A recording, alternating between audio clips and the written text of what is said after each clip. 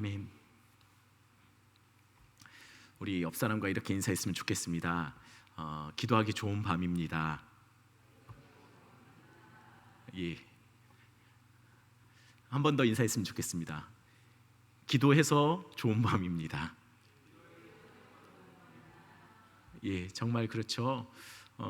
아마 여러 가지 상황으로 인해서 가정에서 아마 이 예배를 들으시는 분도 있겠지만 또 나와서 들으시는 분들 특별히 예, 영화도 극장에서 보면 더 감동이 있지 않습니까?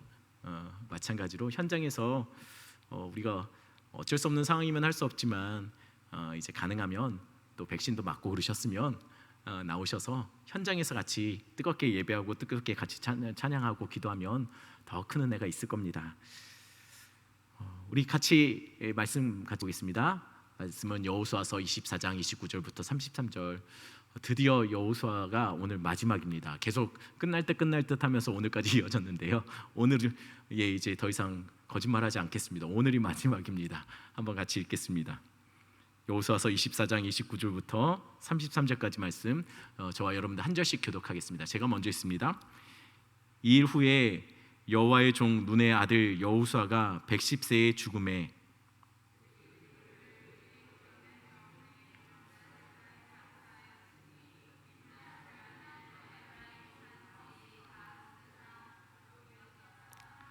이스라엘이 여호수아가 사는 날 동안과 여호수아 뒤에 생존한 장로들 곧 여호와께서 이스라엘을 위하여 행하신 모든 일을 아는 자들이 사는 날 동안 여호와를 섬겼더라.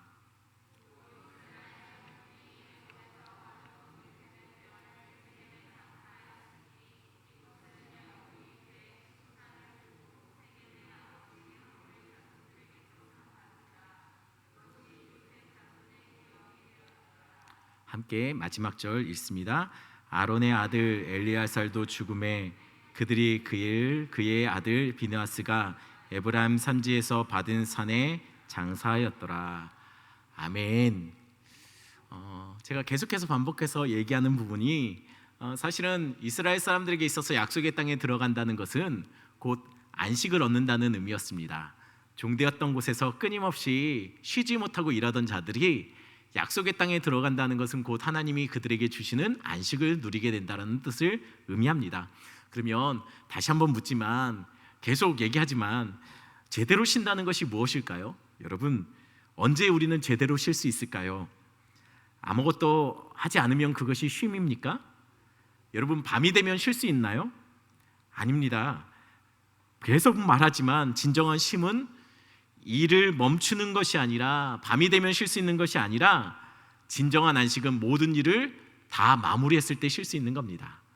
모든 나에게 주어졌던 모든 일들이 다 끝났을 때 그때 진정으로 우리는 쉼을 누릴 수 있게 된다는 것이에요.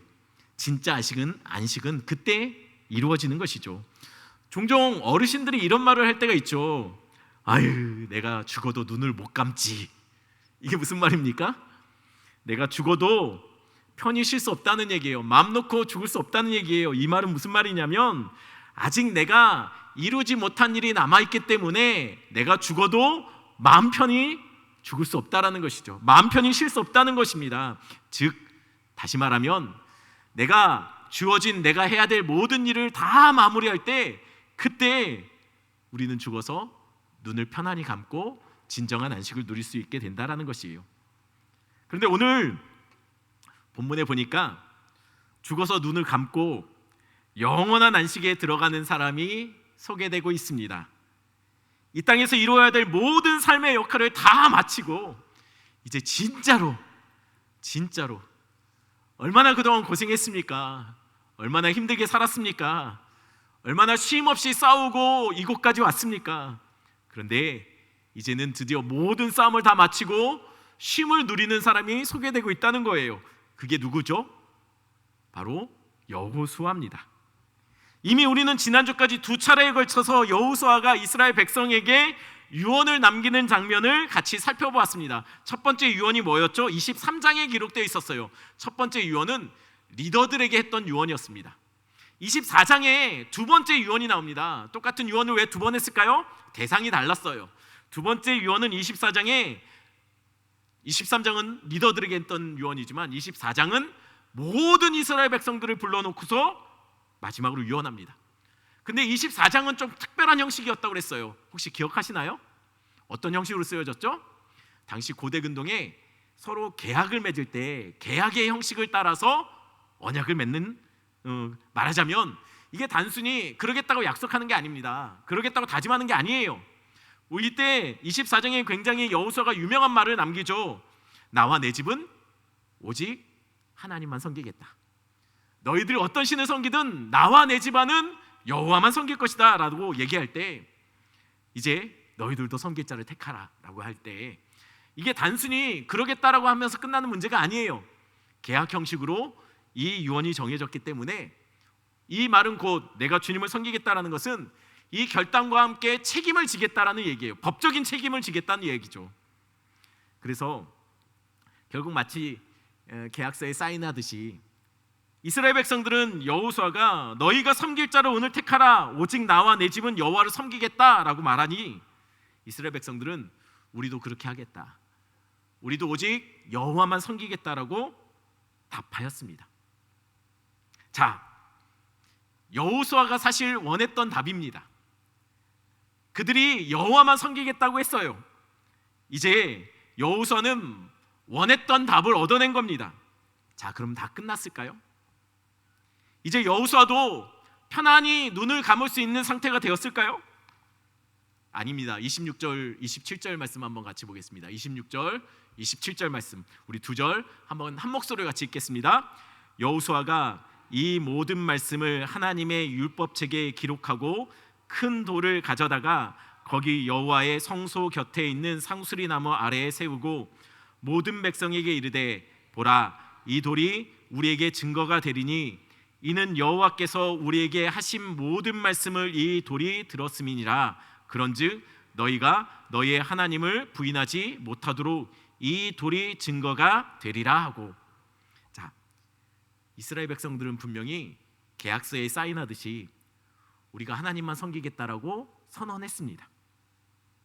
그러면 끝난 거 아닙니까?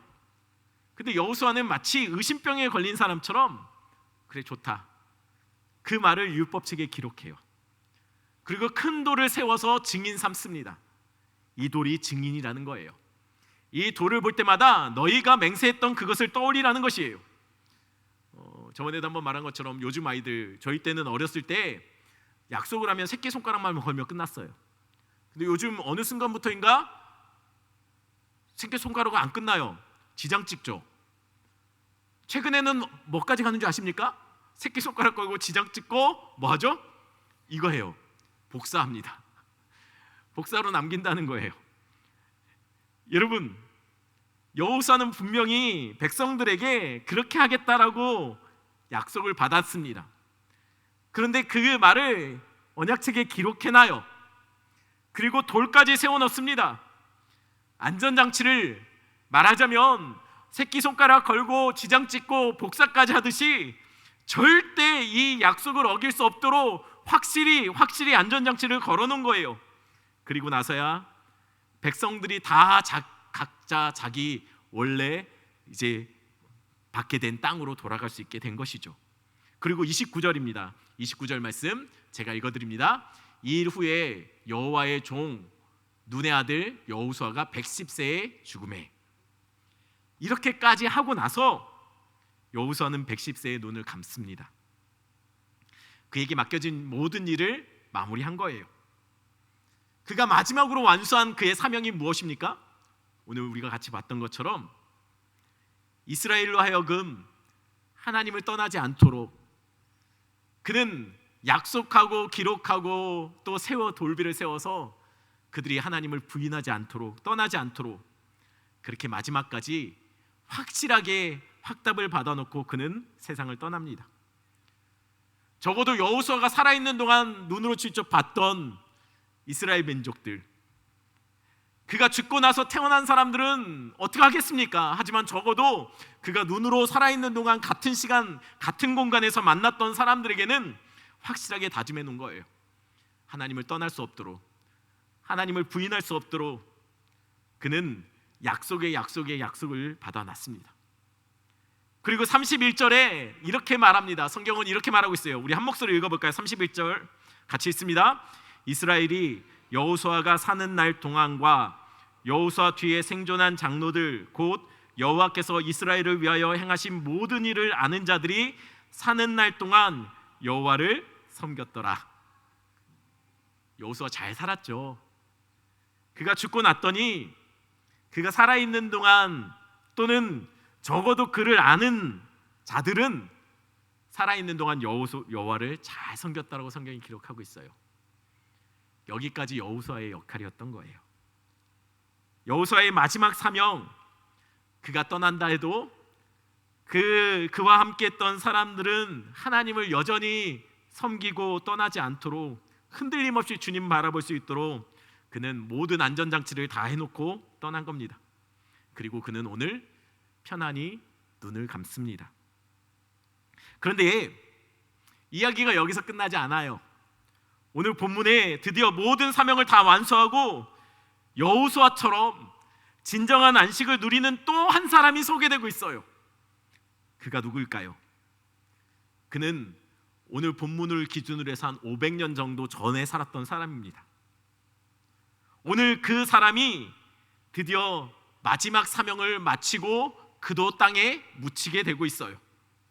아니, 어떻게 500년 전에 죽었던 사람이 오늘 본문에 와서 그의 마지막 사명을 완수했다라고 그렇게 말하고 있는 것일까요? 도대체 그가 누굽니까? 바로 요셉입니다. 32절 말씀 볼까요? 32절 말씀 한 목소리 같이 읽습니다. 또 이스라엘 자손이 애굽에서 가져온 요셉의 뼈를 세겜에 장사하였으니 이곳은 야곱이 크시타를 주고 세겜의 아버지 하몰의 자손들에게서 산 밭이라. 그것이 요셉 자손의 기업이 되었더라. 요셉도 드디어 약속의 땅에 묻힙니다. 우연이었을까요? 우연이었을까요? 여호수아가 몇 세에 죽습니까? 110세에 죽어요. 그런데 요셉은 몇 살에 죽었을까요? 요셉도 110세에 죽습니다. 오늘 여호수아는 자기에게 분배받았던 그 분깃 기업에 묻혔다라고 성경이 기록하고 있어요. 요셉도 자기 자손들에게 주어진 그 기업에 묻혔다라고 성경이 기록하고 있습니다. 그런데 사실 요셉은 500년 전에 애굽에서 죽지 않았습니까? 그런데 어떻게 그의 해골이 지금 이곳에 나타나서 가나안 땅에 묻히고 있는 것일까요? 그것에 대한 답은 창세기 50장 24절에서부터 26절까지에 나옵니다. 제가 24절, 우리 친구들이 25절, 우리 26절은 우리 다 같이 읽겠습니다. 제가 24절 읽습니다. 요셉이 그의 형제들에게 이르되 나는 죽을 것이나 하나님이 당신들을 돌보시고 당신들을 이 땅에서 인도하여 내사 아브라함과 이삭과 야곱에게 맹세하신 땅에 이르게 하시리라 하고, 우리 친구들 있습니다. 25절.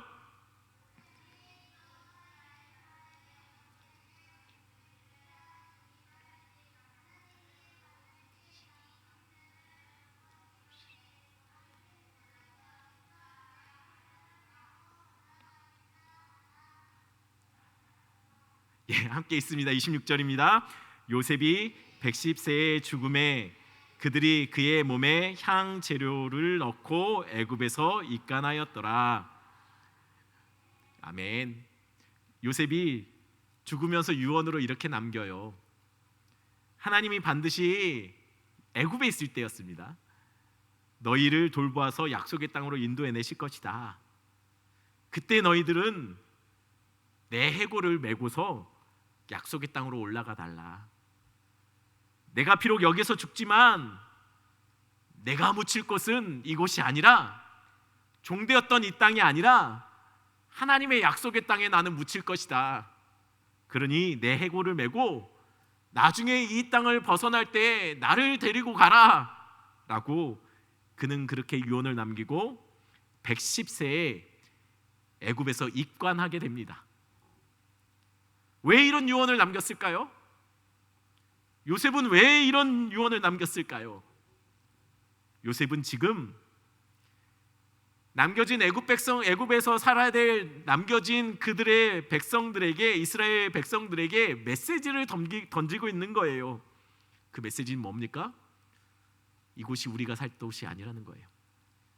이곳이 우리의 땅이 아니라는 거예요. 우리는 애굽 백성으로 죽을 자들이 아니라는 것이죠. 우리는 종으로서 이 땅에 묻힐 자가 아니라는 겁니다. 우리가 묻힐 곳, 영원히 거할 곳이 어디라고요? 약속의 땅이라는 거예요. 지금 요셉은 자기 해골을 두고서 그렇게 명령하고 있는 거예요. 너희들 떠나야 된다. 때가 되면 이 종된 땅에 머물지 말고 애굽 백성으로 죽지 말고 반드시 약속의 땅으로, 약속의 백성으로, 그 땅에서 하나님의 백성으로 그 땅에 묻혀야 될 백성이 우리라는 거예요.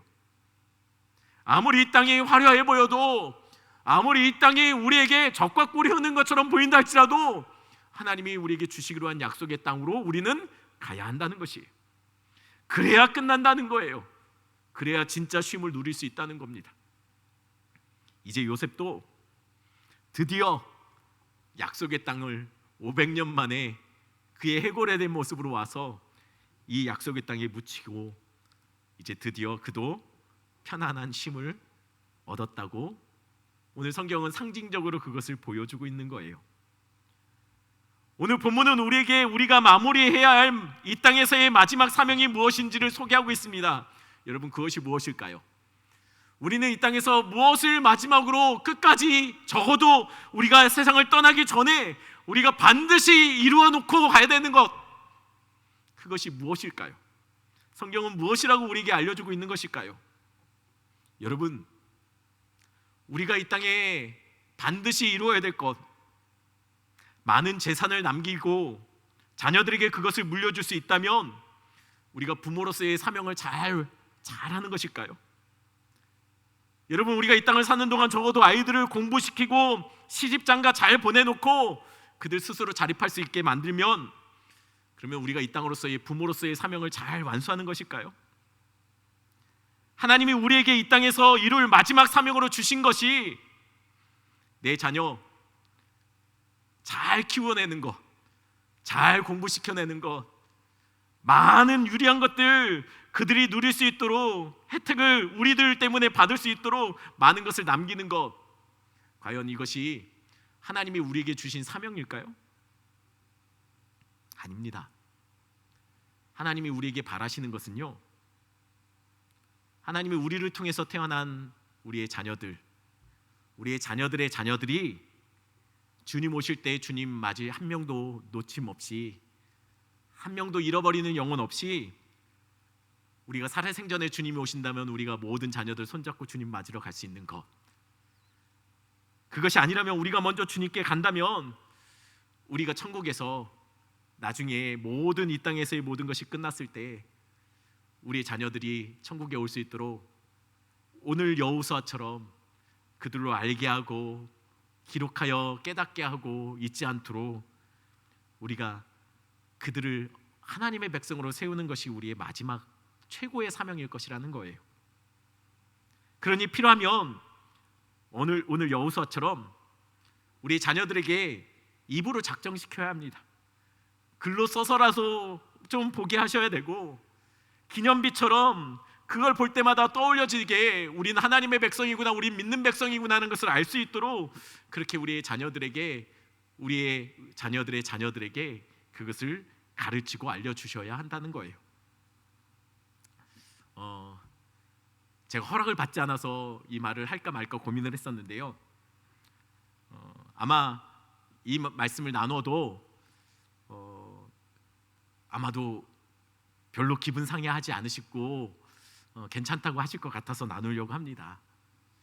여기에도 앉아 계시는데요, 얼마 전 제가 신방을 했습니다. 가정에 신방을 했는데 우리 성도님 중에 누구라고 말씀을 안 드리겠습니다. 집에 가자마자 벽에 커다랗게 멋지게 가운으로 요셉 지파가 되자, 이런 가운을 적어놓은 가정이 있었습니다. 제가 참 인상적이었던 게 뭐였냐면, 이렇게 보이는데 그것을 적어놨을 뿐만 아니라 자녀들에게 신앙 안에서 살라고 여기저기 서약서 같은 거, 성도들은 이렇게 살아야 된다는 다짐 같은 거를 이렇게 코팅해서 이게 식탁 유리 사이에다 껴놓고, 그것도 하나만 꽂은 게 아니라 이렇게 식사하는 자리마다 다 적어놓고, 또 막 여기저기에 액자 같은 걸로 계속 이렇게 하나님의 백성인 것들을 자각할 수 있는 것들을 새겨 놓으신 그런 가정이 있었습니다. 그래서 자녀들이 오면 보게 하고 읽게 하고, 또 자녀들이 또 올 때마다 그것을 식사할 때마다 볼 수밖에 없게 만들어 놓는 것. 여러분, 이게 잘하시는 거예요. 이렇게 하셔야 합니다. 읽고 보고 따라하게 하는 것. 적어도 우리가 죽고 나서 태어난 우리의 자녀들 중에 자녀들의 누군가는 우리가 어떻게 할 수 없죠. 하지만 적어도 우리가 만난 자녀들 중에 자녀들은 예수님을 떠날 수 없는 예수 백성인 것, 하나님의 백성인 것을 마음속에 각인시켜 놓는 것, 가슴 깊이 새겨 놓도록 신앙의 본을, 신앙의 증거로 이렇게 기념비를 쌓아놓는 것. 교회에 오면 곳곳에 우리의 할아버지가, 우리 할머니가, 우리의 어머니 아버지가 헌신했던, 기도했던 자리에 흔적이 남아있는 그런 모습을 보여줘서 우리의 자녀들이 그 자리를 지켜내며 바톤 터치해서 주님 오실 때까지 우리 가문이 믿음의 가문으로 세워질 수 있도록 하는 것, 그것이 이 땅에 우리가 살아가서 다른 것은 잘 못하더라도 반드시 지켜내야 될 주님이 주신 우리의 최고의 사명이라는 것입니다. 그걸 잊지 않고, 여러분 그런 말 많이 들으시죠? 믿음의 명문가가 되자. 여러분, 믿음의 명문가라는 말의 의미가 뭘까요?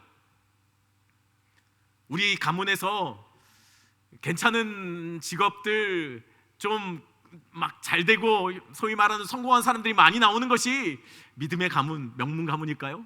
아닙니다. 믿음의 명문가라는 것은 뭐냐면 주님 오실 때까지 그 신앙이 흘러가는 가문, 고백이 흘러가는 가문, 세상에서 떵떵거리는 사람이 아니라 주님 앞에 날마다 엎드리는 가문, 세상에서 뭔가 많은 것을 쥐는 자들이 아니라 주님께 붙들린 가문, 세상에서 내놓으라 하는 사람이 되는 것이 아니라 주님 앞에 무익한 종으로 날마다 자신의 인생을 드리는 가문, 그런 자들이 주님 오실 때까지 쉼없이 끊어짐 없이 이어져가는 가문, 그것이 신앙의 명문가입니다. 여러분, 우리를 통하여서 주님 오실 때까지 끊어지지 않는 믿음의 대가 이어질 수 있도록 여러분들 늘 그렇게 기도하시는 여러분, 그런 복을 받는 여러분 믿음의 가문 되시기를 간절히 축원합니다. 우리 찬양 같이 합니다. 403장 지금까지, 죄송합니다. 제가 갖고 있는 책이 403장이고요. 예, 우리 이 찬양 지금까지 지내온 거 우리 같이 찬양.